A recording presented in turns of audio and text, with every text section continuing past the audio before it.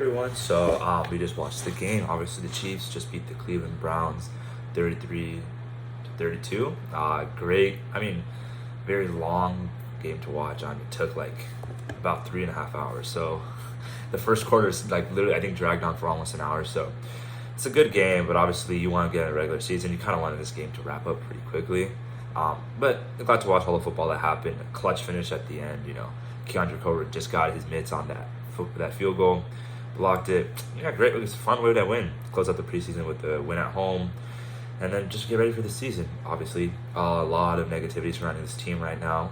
This past week, because of the Chris Jones things, L'Jarius Sneed's injury still hasn't practiced at all. People were saying like he looks like he can barely even walk.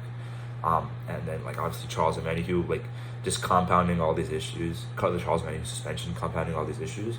So it's been like mostly negative week for Chiefs Kingdom, but it's good to see some. It's good to see see a win at the end of this week. Some players shined in this game, and like if you just want to see these people have a chance, obviously Tuesday is going to be a cut down day. It's going to be a pretty bad time for some of these players. So maybe most of these players are last ever game in the NFL, and they lived their dream hopefully, and they got to see their chance. So. I know it's going to suck on a cut down day, but this Chiefs roster is mostly set in stone.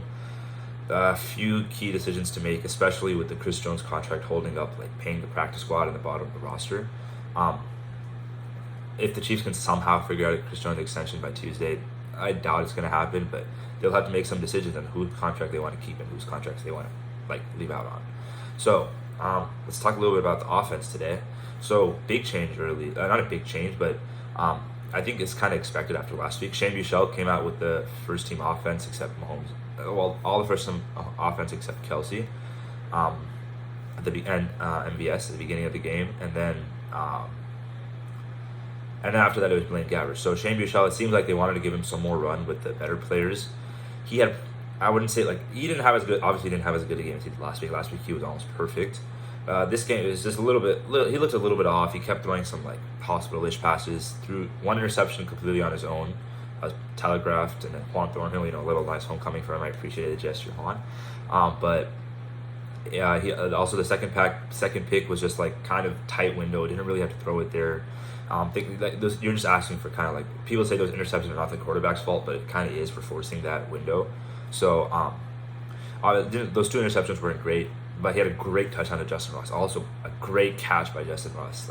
I think the whole Chiefs sideline was doing the on your head celebration with that catch. And you love to see Justin Ross get that. And might or might not be the thumbnail for this video with Justin Ross getting that catch. So I think we've been saying that Justin Ross is going to make this roster. He will. He was on every special team snap at the beginning of the game. So at least kick coverage. So that he has a role on special teams. He has a role on offense in the red zone. Probably a Jody Fortson-esque kind of player.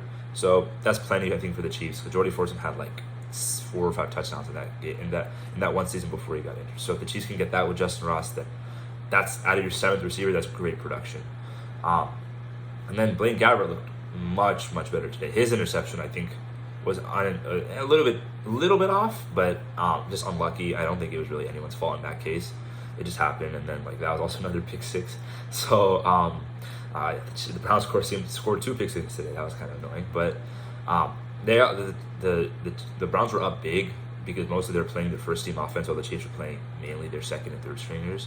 So the Chiefs came back nicely once most starters and backups were out of the game, and it was most of the bottom of the roster guys finding it out. The Chiefs came up pretty big. Pretty overall good quarterback play, other than some of those interceptions. Obviously, Shane Buechele probably the worst looking quarterback today. Chris Oludekun had that amazing play where he spun out of 2 tackles and then just cut it upfield and then just found the open guy. Very Mahomes-esque. That touchdown to Matt Bushman literally looked like the Patrick Mahomes to Kelsey touchdown against the Bengals a couple years ago, where he did a little flourish at the end. So yeah, the offense looked pretty good today. A little bit sluggish early with the interceptions. Shane Buechele wasn't making the best reads, but he got going late. Blaine Gabbert kept pretty much a check, kept it humming. LaMichael Pirine, great game from him. That was an amazing touchdown run. So I have no idea how he got out of those tackles. He just shrugged someone off him. Good for him. I think he's going to make it. If they keep running backs, he's going to make this roster. Deneric Prince, and then mostly the end of the game with the starting running back. That kind of tells you he's probably going to be the practice squad running back for this team, along with maybe Jaron Ely's completely cut, maybe doesn't make it back to practice squad. But I think Deneric Prince will benefit from a good year on the practice squad. I think LaMichael Piron looked much better though, so he'll probably, if they keep running backs, he'll be on the team. I hope they find a way to keep him because LaMichael Piron is just great. Quickly doing the math, like if the Chiefs keep 3 quarterbacks, 7 receivers, 4 tight ends, 4 running backs, you only can keep 7 offensive linemen, which the Chiefs obviously aren't doing. So you have to cut somewhere. It's going to probably be I think it might be in the tight end room because Matt Bushman was playing late. That's not the kind of thing you see from one of the people you're expecting to make the roster, like who's set in stone and making the roster. So if I had to guess, it's probably Matt Bushman gone. Maybe the Chiefs creep over slightly and give 9 offensive linemen and push to 26 players instead of 25. I don't think that's going to happen though. We might see a running back slash quarterback cut. I think Blaine Gabbert solidified himself as QB2. I don't think it should be Shane Buechele because Gabbert looked much better. Just overall throwing accuracy, finding the open guy. He looked much better today. Even though he had worse players. I mean, he might be going against worse players too, but I think he just looked more in command of the offense. The defense pass rush early was just pretty bad. Like they couldn't get anything home against Deshaun Watson. It looked much better late. Felix is making great strides every week. Like he's always getting that pressure. Josh Kando having a pretty good preseason, and got a sack today. As the pass rush started getting better, obviously you don't have Chris Jones. We've talked about it a million times this week, but they held pretty well. I mean, the Browns kept the first team offense for a long time, and the Chiefs' first team defense. Like Bolton didn't even play, because he's like the captain of the defense. He doesn't have to play in this game, so they kept him out. Just like other than that, like the Chiefs' first team defense only played like maybe a series or 2 if I remember correctly, and then it was just they kept Deshaun Watson in the Browns' first team offense for a long time. That's kind of when they're running up the score. I think the Chiefs were down by 13 at some point. Came back 30-29, and obviously those last 2 field goals at the end of the game to win it. We saw something fun. Justin Reed kicking an extra point. Kind of hoping you don't have to see that. And Harrison Butker is injured again, but like you see the things in the these are the kinds of things to see in the preseason. A lot of fun attitude. Like I mean, most of the Chiefs players didn't seem to get that negativity that a lot of Chiefs media was spreading this week. Like all the interviews were great. I mean, we saw Trent McDuffie, Isaiah Pacheco, Patrick Mahomes. Just some great interviews, a lot of excitement for this team. And less than 2 weeks now, 12 days, we have the opening game against the Lions. So they look ready to go for that game. There's not much else to say about this game. This is the last preseason game. The starters didn't play. Mahomes, Kelsey, MVS, Bolton didn't play. Starting offensive line, Sky Moore.